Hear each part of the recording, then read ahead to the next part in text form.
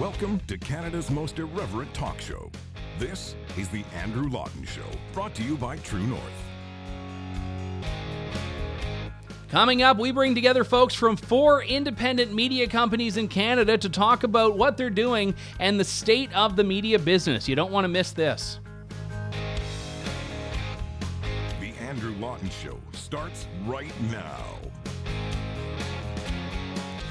Welcome to Canada's most irreverent talk show, The Andrew Lawton Show, here on True North. Oftentimes, we talk about the great value of independent media in the context of wanting to get you to support True North, which we absolutely do want you to do and continue to do.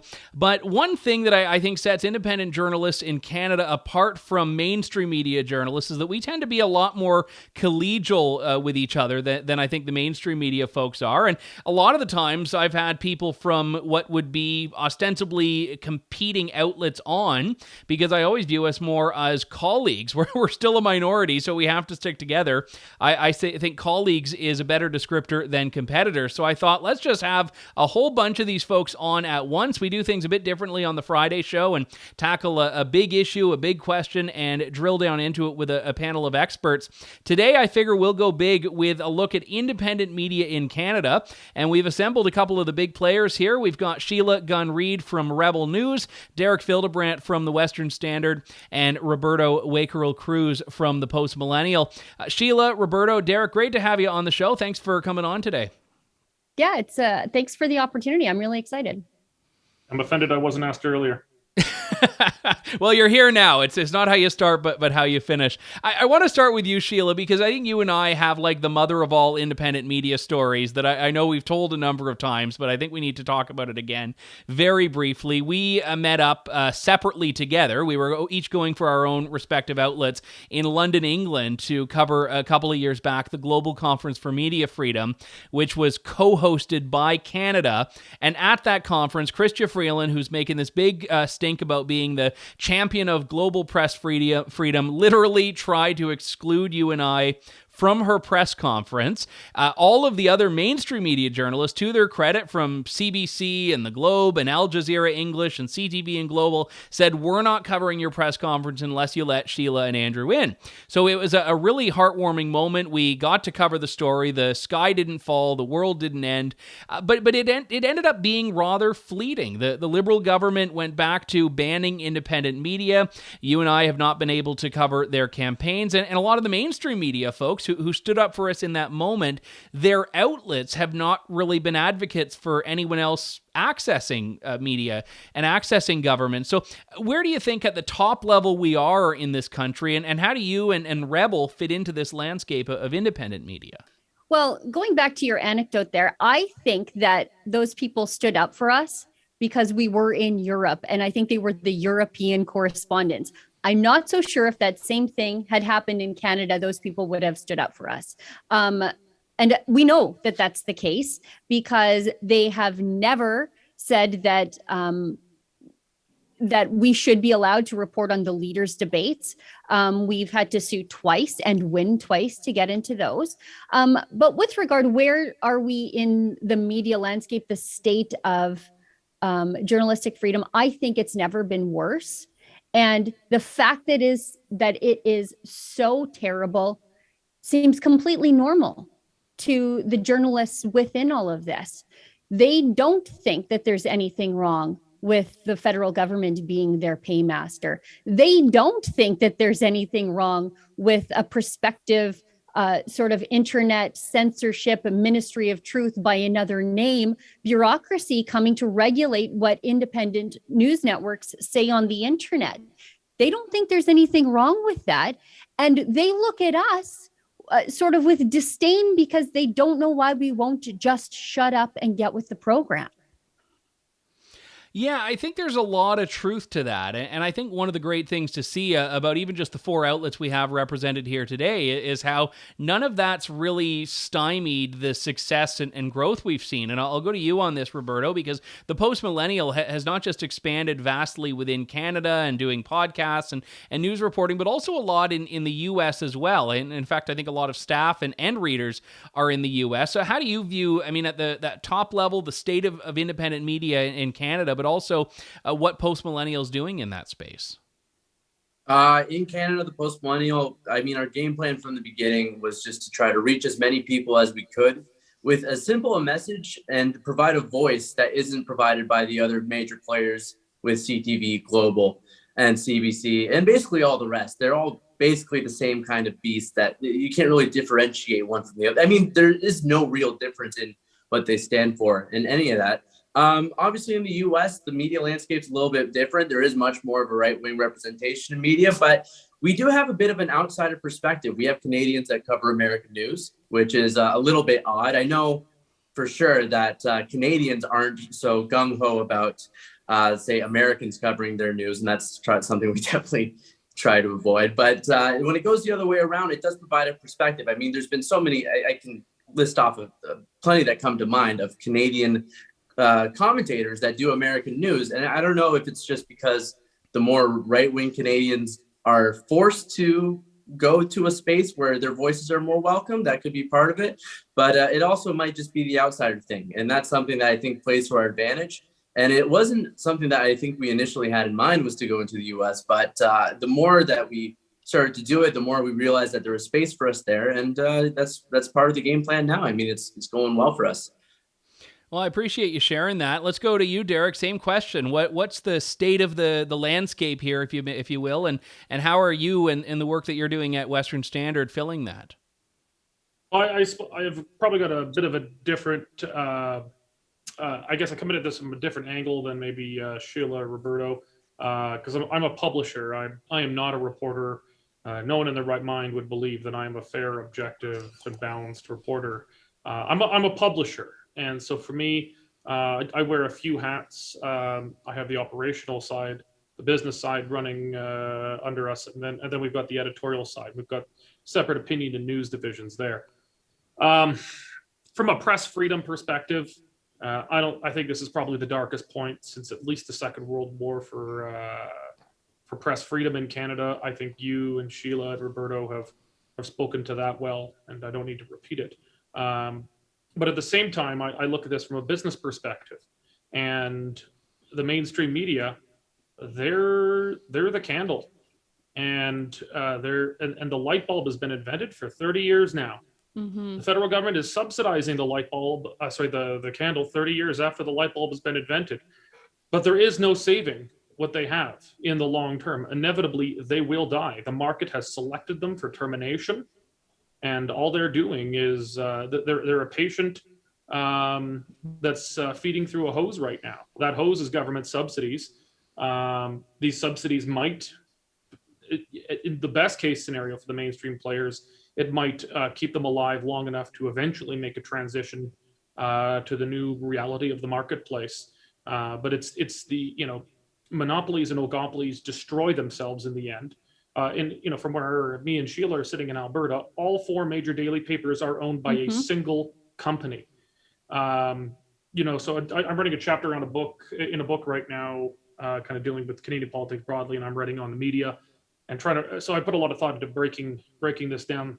The Edmonton Journal, for example, they read 100% of the Edmonton Journal's readers get their news from someone who has nothing to do with Edmonton.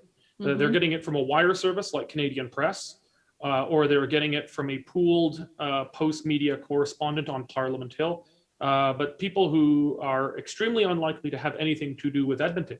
And all 4 major dailies in Alberta are the exact same thing, word for word. They're just Rick Bell might be in the Sun and Don Braid might be in the Herald, and that's the end of the difference. And then you have a similar media landscape in other provinces. Alberta might be particularly hyper-concentrated, but it's going to be similar in other provinces. And the light bulbs on the show here today, I think, representing probably a very large segment of the alternative or independent media, however we want to define that. We're market disruptors. You can't stop Uber once it's been invented. There's no putting the genie back in the bottle. So while press freedom might be at an all-time low in Canada, I'm actually quite optimistic for the future of independent and alternative media because it's a simple market force of nature that government cannot stop. Well, and sorry to just jump in. I'm sure, Andrew, you're trying to keep us on track, but this had me thinking about just the collegial nature of this conversation, that we are competitors. Derek and I compete against each other in Alberta to some extent, and we compete with Post Millennial through some of our quick hit stories, and we compete with True North through some of our investigative journalism. But there's a space for all of us in this, because we also do something a little bit different than everybody else. And that is that we, as Derek says, we're disruptors. We are a crowdfunded model. Derek, you do traditional journalism, which is great, which, from the places where the journalism happens, likewise with Roberto. And I think we serve to fill a void. We exist in the vacuum left by the failures of the mainstream media. So not only do we do news at Rebel News and commentary, we do journalism from on the ground, where, like the CBC said, oh, it's too dangerous to do journalism during the time of COVID, so we're not doing local journalism anymore. And we're like, okay, great, we'll do it. Thank you very much. We do something a little bit different here at Rebel News that I don't think any of the rest of you do. And that is, when we see a problem, we try to fix a problem. And so, again, that makes us disruptors in the space, as Derek points out, that it's not, for us, it's just not enough to talk about the issue. Although sometimes when you talk about the issue, like with all things, you measure it, you change it. But I think that's why the dinosaur media look at us like we have three heads. Is they just, that they're, as Derek points out, they're protected from those market forces. They don't have to correct the problem because Justin Trudeau's like, here's some money, don't worry about it, it's fine. Yeah, and I want to talk about the independence aspect of this and the business model, and I will get back to it, but I first want to jump or dovetail on your point about Rebel being a fixer in some ways, and I want to go to you on this, Roberto, because genuinely speaking, independent media tend to have approach journalism, and I'm using the broadest sense of that, including in that podcasts and reporting and opinion journalism and column writing, all of that. Independent media tend to be taking a very different approach to journalism than traditional media outlets are. And you get a lot of people in traditional media that just reject that outright, that are saying, no, you're not a journalist, we are. But this is a change that I think people in audiences are okay with. It's just the traditional media folks trying to hold on to their monopoly that seem to not like it. Yeah, the audiences obviously love it. I mean, the audiences love what we do, and we see that every day. We get tons of engagement, tons of interactions, and people read our articles. The establishment types look at our type of content and call it conservative pamphleteering, as was written in the CBC in an attack piece that obviously cited one of their experts. It was Alan Conter, who decided to call us conservative pamphleteers. Obviously, if you just look up Alan Conter, you find out that he was an executive producer at CBC for years in the 90s. So not the most objective voice, but so the media people don't like it, but our audiences do. And that's really what's important. I mean, we have a space, we're growing still. We've been around for since August of 2017, I believe, and we're doing just fine. And I wanted to just talk about something that I think Sheila touched on, that we are all competitors. But I think it would be such a crying shame if anything happened to any of the outlets here, not just us, there's more. But while we all compete with one another, I want nothing but success for our independent voices, because we provide something I think that's really valuable, that has space to grow, and people really like it. I mean, that's the market, and it's good. It's a good thing. Yeah, I mean, I love nothing more than when we get to, run a story at True North as first reported by Western Standard, or, as first reported by Rebel or Post Millennial. I mean, sometimes I say, oh, those jerks, I was trying to work on that and I couldn't close. They got it. But we also get joy out of seeing the same in the inverse, seeing our stories be picked up by each other. And I remember, to go back to something that Ezra Levant, the publisher of Rebel, did some years ago. He was covering the Tommy Robinson trial in the United Kingdom. And rather than than just sending the entire Rebel crew over there, he actually brought people from different outlets, and I was fortunate enough to be one of them. And his rationale, I thought, was quite sound. Was, let's actually have more voices that are talking about these issues rather than just one outlet with one voice. Because every now and then people will say, oh, you should merge with so-and-so or merge with so-and-so. I say, no, I'd rather have, 5 different news stories that are published by 5 different outlets covering something from the perspective of liberty than just one and then up against the mainstream media narrative. Because Derek, to your point, I mean, there is a dying aspect of traditional media, but there still is a very large footprint. Yeah. So for your statement and also what Sheila said, we're all referring to Sheila. I don't know how Sheila made herself co-host here. So we are competitors, but we're much less competitors than say Torstar is with Post Media, because they're doing the same thing. Yeah. One is slightly more center right and the other one's center left, or maybe harder left, but they're essentially the same thing. I think all of the media outlets on here would broadly be classified as at least consumed more by people on the right side of things. But we're all offering fairly different products. The Rebel does their own thing. They do crowdsourcing and they do fix-it journalism. Now, that's different from what we do. Sure. That doesn't mean I don't think it's a good idea or I think it's bad. I think it's great. I want them doing that. But they're offering a different product from the Western Standard. We've tried to find a space for ourselves, which is sort of between the mainstream media and between the independent alternative. We have a somewhat mainstream presentation, but we cover issues and we cover angles that are ignored by the mainstream. I primarily hire ex-mainstream media journalists. On the other side of the wall behind my computer screen here is a room filled with the exiles of the Calgary Sun. De facto, I own the old Calgary Sun. I've hired the best people from the Calgary Sun. They're not there anymore, with the exception of maybe Rick Bell. He's the only Calgary Sun journalist anyone can name left. So I hire, for the most part, I got people from Global, Chorus, Post Media, the former Sun. I say former Sun. There is still the Sun. I just say former Sun because I think I own it. The old guard of the Sun. Yeah. Well, there is something called the Sun, which is real, just another. It's just a different tabloid form of Post Media, but we offer something. The Post Millennial offers, a very edgy, digital, social media savvy. I think the Post Millennial is probably the best in translating their issues through social media. They beat us at that. The Rebel kind of beats us at video. I think our strength is in the written word, like a newspaper, just online. We're trying to get better at both of these to catch up to you guys on the other fronts, but we're offering different products. Whereas Torstar, Post Media, Black Press, they're offering Globe and Mail, they're offering essentially the same product. So they're competing for a small finite pie of advertising dollars and subscribers. Whereas our people will, we have members at the Western Standard that are Rebel subscribers, Post Millennial subscribers, and they're not thinking, oh, I can only do one or do the other, because they're getting completely different products, even if they're sometimes speaking to a similar audience. And sorry, yeah, I just have to say that you completely sidestepped True North and me when you were dishing out your compliments, so you'll never be back. But thank you anyway.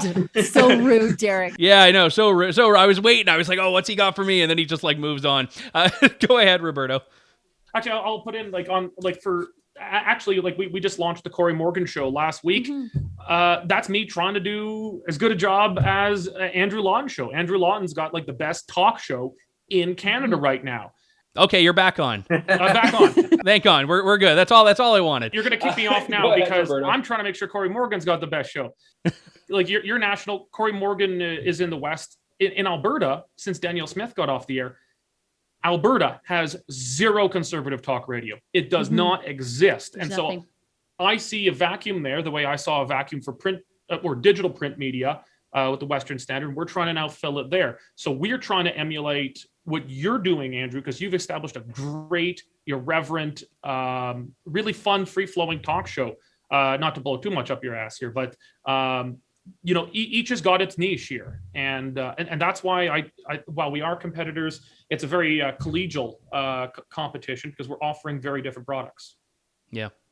Could I just say something too? Is that while it seems like they're getting worse, that it seems like we're getting actually better at what we do. Obviously, Post Millennial's new. We're still learning our way around the block a little bit. But when you go on CBC and just read what they're saying and what they're putting out, these articles that are so out of touch from what regular people like. I mean, they put an article out that went down underneath everyone's radar because nobody reads them, just saying that Joe Rogan uses horse dewormer, saying that Black women should be working from home because they're protected from microaggressions. Yeah.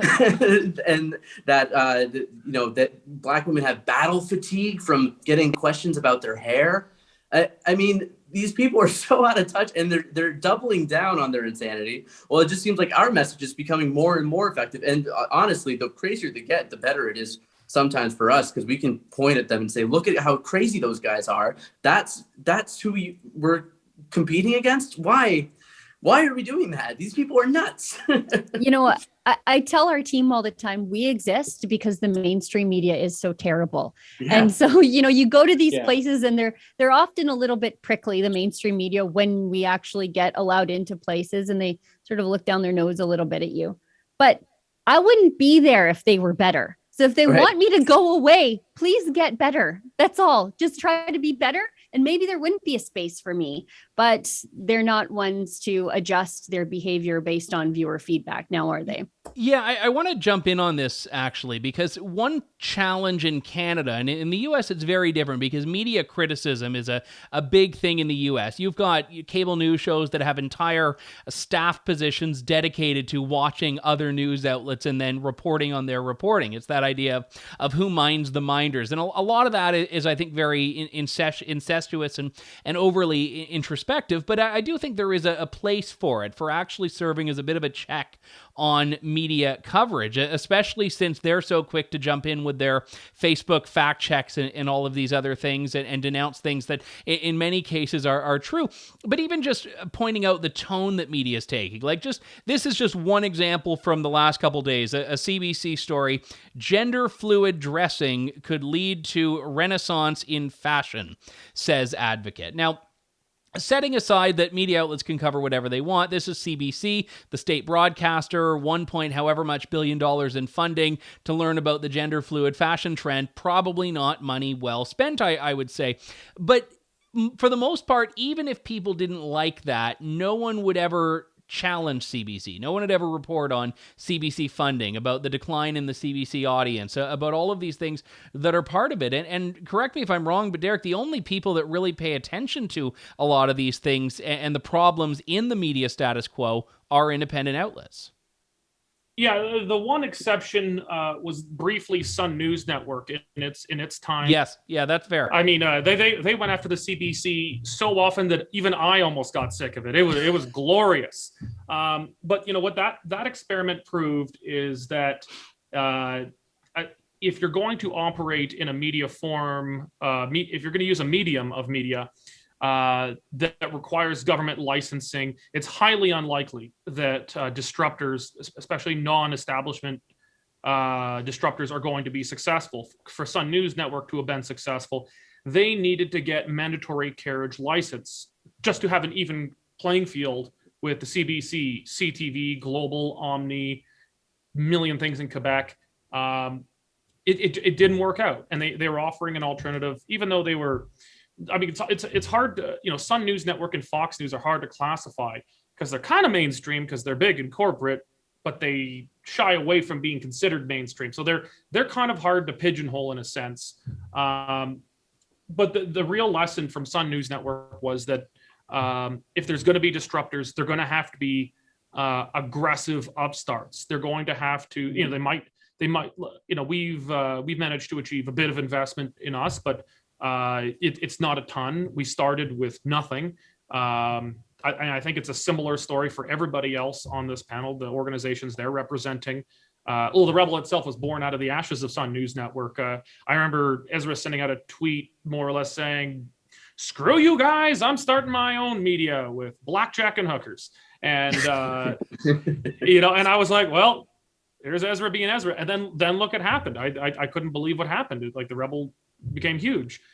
So these things have to be a combination of genuinely independent. They have to be underdogs, I think, to succeed. You're not going to succeed by, like the National Post was a valiant attempt under Conrad Black to take on the mainstream media.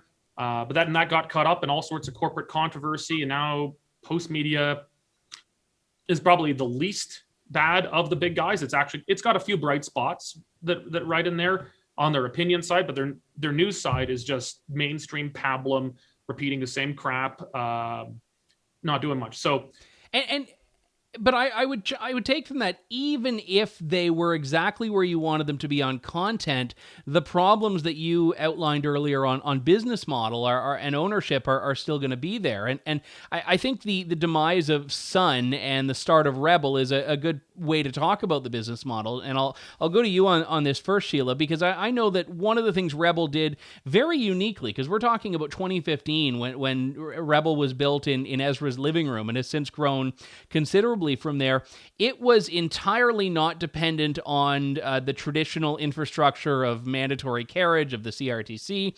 It was based on donations, on subscriptions, and on some advertising, but I don't think advertising is that big a part of revenue, if I'm not mistaken. So you've got people that believe in it and want to put some money there, and people that want to get access to some premium content. And since then, we've seen aspects of that in other work. I know that Post Millennial has its subscription models. I know that Western Standard does, and all of this, and True North is a bit different because we're structured as a charity, but even then, a very unique business model that's not dependent on the old way of doing things. Because the problem with the bailouts, and Derek mentioned this before, apart from just the morally wrong aspect of it, is that there's no off-ramp. These are basically now part of the indefinite existence of these outlets. So independent media is doing something that traditional media could do.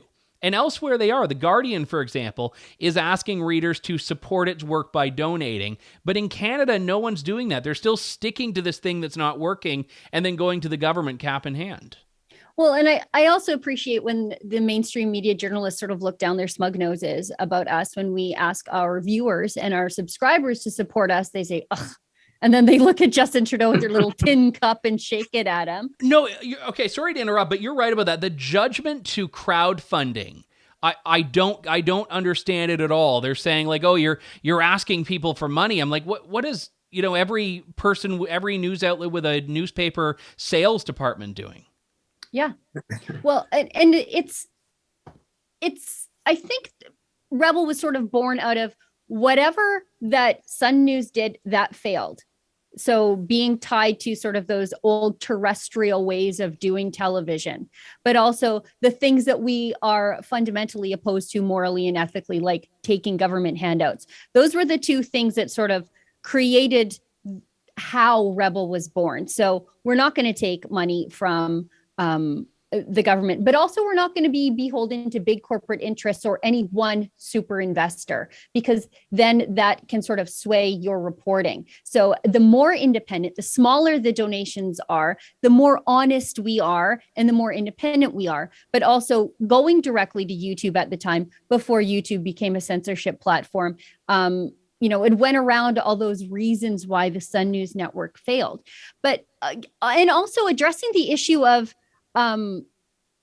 the things you see in the mainstream media, Andrew, that you brought up, and you're like, nobody cares about this stuff. And Roberto, you too, when you talked about, we actually talked about that same story on the live stream this morning, how you have to work from home because your white colleagues are super racist about your hair or something.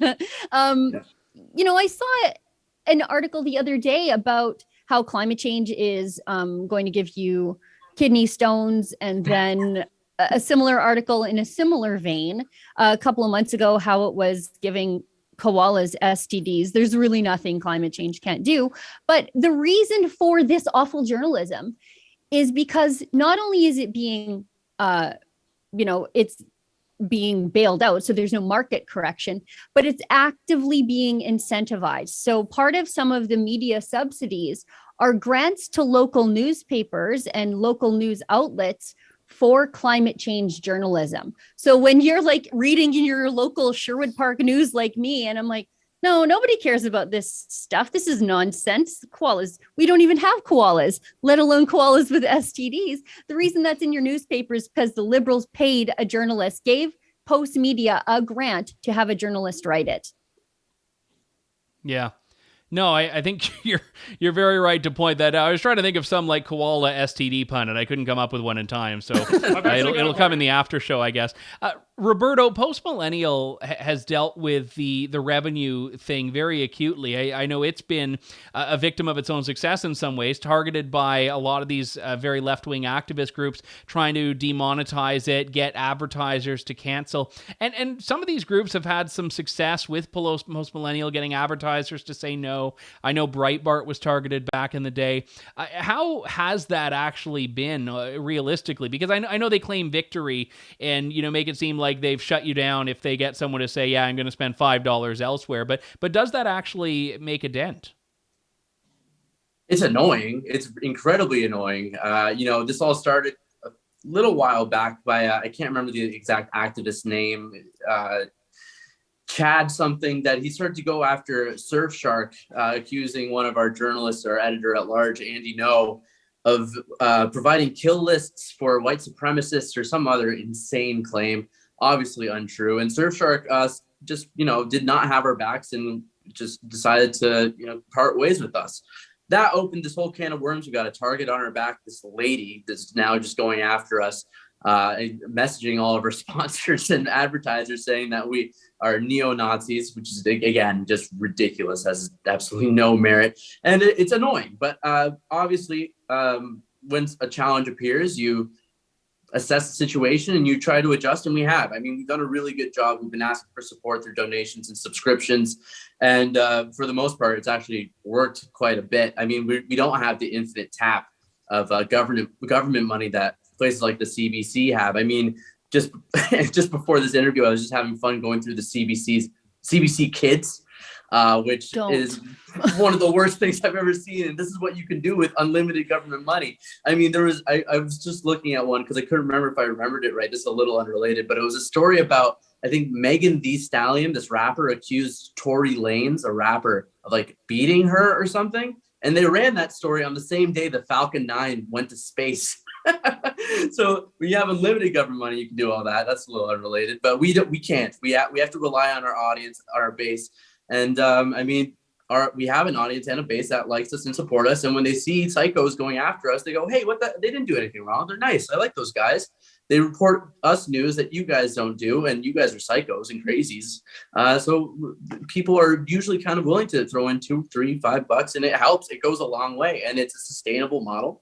And if we have to continue to adjust, then we will. I mean, you can throw anything at us, it feels like, and we will find a way to survive. I mean, we're adamant here. And I think at all your guys' place too, True North Rebel for sure, and Western. Yeah. Yeah. One interesting thing, and I should say, by the way, I mean, this is obviously a more right-leaning panel. The independent media is not limited to small c conservatism or libertarianism or anything like that. Blacklock's reporter is very equal opportunity in its reporting. There are also outlets on the left like Passage and Rabble and, all of these places where, again, I may not like their bias, but I would still very much support their press freedom. I think they're adding a much-needed diversity into the landscape. Oftentimes, they haven't wanted to cooperate on that. They haven't understood that their press freedom is our press freedom, but that is on them. One area where I have to toot our collective horns on this, and I want to talk to you about this first, Derek, is that as much as we tend to be accused of being conservative mouthpieces, oftentimes big C, that has never been further from the truth. And I think small c conservative politicians, big C conservative politicians as well, hate in some ways that there are conservative media outlets because it opens up a whole new flank that they need to defend against. Because when we criticize, whether it's Aaron O'Toole or Jason Kenney or Doug Ford, we're doing it in a way that I think is a lot more in alignment with where their issues are. And one big example of this is the 2020 conservative leadership race. The post-debate scrum was questions about one of the debates. 50% of the questions were about abortion, And in the other debate, 50% of the questions asked in the scrum were about systemic racism. These are not the issues that conservative voters tend to care about. And I know that when Jason Kenney has to be defending a story in the Western Standard or True North or Rebel or Post Millennial, same as Aaron O'Toole, that's a lot of the time a lot harder for them. Yeah. Do you know how many times Jason Kenney's taken questions from Western Standard reporters? Never. Zero. Really? He has never, ever once, unless I'm mistaken, ever taken a single question from one of our reporters. Because I get questions in, and I'm not even in Alberta. Well, you're nicer than me. Yeah. But yeah, no, he, it's not just Jason Kenney, but a lot of big C conservative politicians are extremely sensitive about that. Because just imagine this as a press conference, and I'm politician XYZ, and the CBC asked me a question, Jason, why did you cut this important social program? Why do you hate children? And then the traditional conservative response is, well, we didn't cut it. We've just reallocated a few resources within the department to make it more efficient. We've increased spending. Actually, we love children. Then if the next question is, Premier, why aren't you cutting this wasteful boondoggle of a program? He can't then turn around and say, you know what, we did cut it. We eliminated it. That was a wasteful thing, and there's nothing left. We burned it to the ground. Well, that's the problem with funding a war on two fronts. Most in both military or in politics, you would rather have two enemies on one side than one enemy on one side and another enemy on another. Now, and the problem is a lot of these big C conservative politicians view independent media that is, speaking to more of a center-right audience as an enemy, and they shouldn't be. They should view it as just another voice in the media. If they're smart, they can see it as creating space. But most, at least outside of leadership races, tend to view it as an enemy. You've probably noticed when there's a leadership race on, conservative politicians are really nice to you because you're speaking to the people they need to vote to make them leaders. And they'll say all sorts of things, and they'll say all sorts of policies like carbon tax during a leadership race. And then once that's over, well, they don't want to deal with that anymore. They want to fight on a single front. Yeah, well, Aaron O'Toole and CBC defunding, which was never been spoken of again since the leadership race. That's free speech. So I think that's a common dynamic to this. But also then there's with Sheila and Roberto were talking about this. The condescending view of some of the mainstream media towards independent media. I think a lot of that is around crowdfunding, and I can sort of see where they're coming from things, but I think they're looking at it the wrong way. Like Western Standard, we don't do crowdfunding except in very limited circumstances, like our student journalism program, or if someone sues us or something. But it's not a regular thing. It's not a part of our business model. We don't budget $1 for it in our budget every year, any year. But we don't judge media that do crowdfunding because they're being open about what they're doing with it. They're being open about their motives. We rely, somewhat on advertising, but we sell our advertisements directly. I was speaking to someone, I won't name the media outlet, but one of the big mainstream ones just yesterday, and their mind was blown that we actually sell advertising directly. And it was blowing my mind that, what do you mean, you guys just stop selling your own ads now? Maybe that's a big part of it. But we sell our ads directly. We generally find corporate partners that at least somewhat align in our values. So it's got at least it might not be cancel proof, but it's cancel protected or insulated. But a lot of the snobbery is also if you don't have a physical print magazine. So behind me here, Western Standard was a print magazine at one point until 2007. Before that, there was the Alberta Report, our predecessor. It just doesn't make sense to do. I've had a lot of people say, especially old people in rural Alberta, say, Derek, you got to bring back that print magazine like Ted Byfield had, who just passed. A moment of, let's just take a moment of respect for the godfather of independent journalism in Canada. Yes. The Ted Byfield and all of the Byfields after him, they really were the foundation of independent media in Canada long before that was even a term. But it's about, you have to, we just need to be open about what our business models are.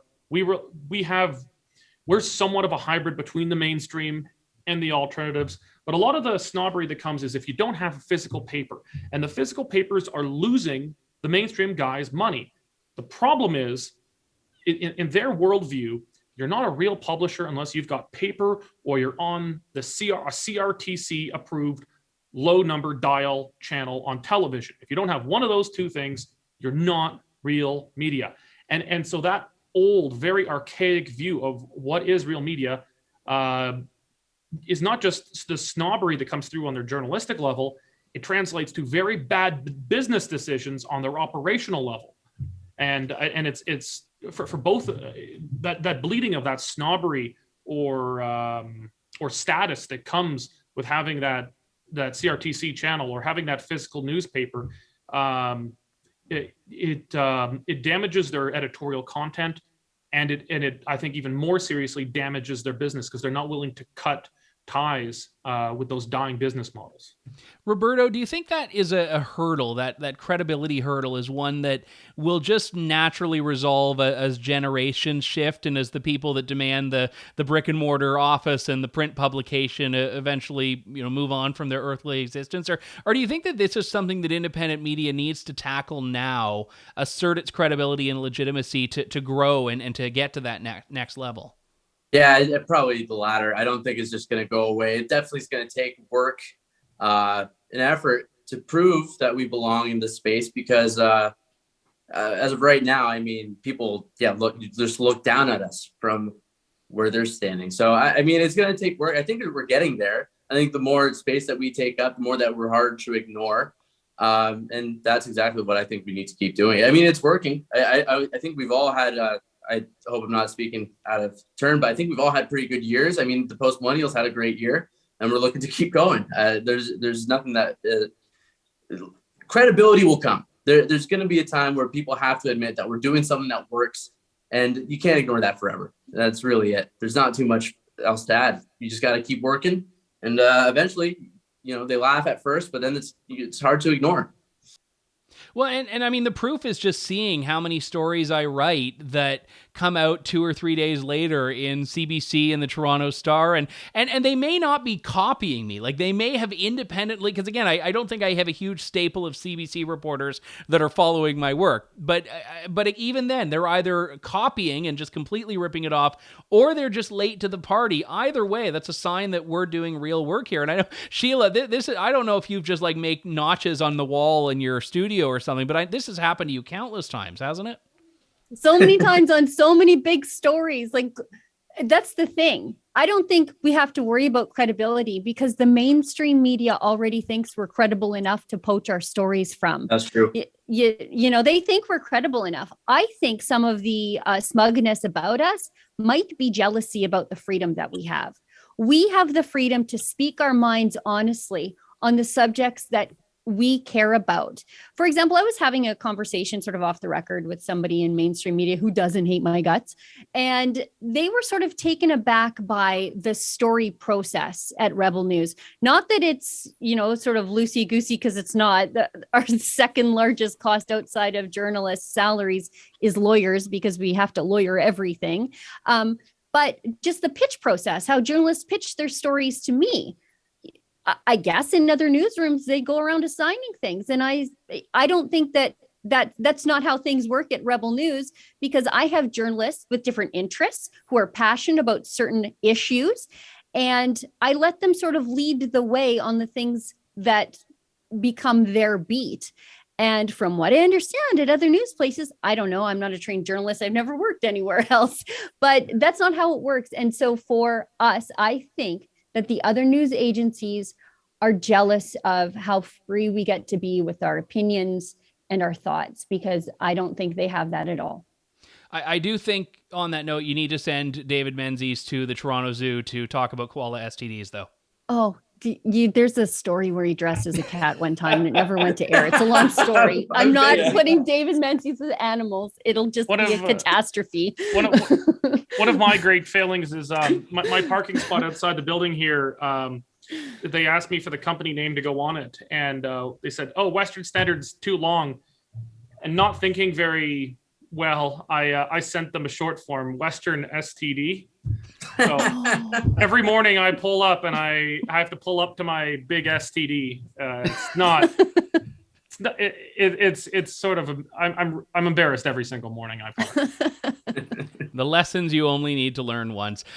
Very, very pleased to have all of you joining us, and I'm so glad you're doing the work that you're doing. We have on the line from the Post Millennial, Roberto Wakerell-Cruz, from Rebel News, Sheila Gunn Reid, and from the Western Standard. I'll go with the full for to salvage your dignity there, Derek Fildebrandt. I'm a big fan. I'm a reader. I'm a listener. I'm a subscriber to all three, and I know that we oftentimes benefit greatly from just having this space and building this space that we all get to live and play in. So to all three of you, thanks for the work that you're doing and for coming on today. It's been a pleasure. Thanks a lot, Andrew. God bless. Andrew. That does it for us. We will be back next week with more of The Andrew Lawton Show here on True North. Thank you, God bless, and good day. Thanks for listening to The Andrew Lawton Show. Support the program by donating to True North at www.tnc.news.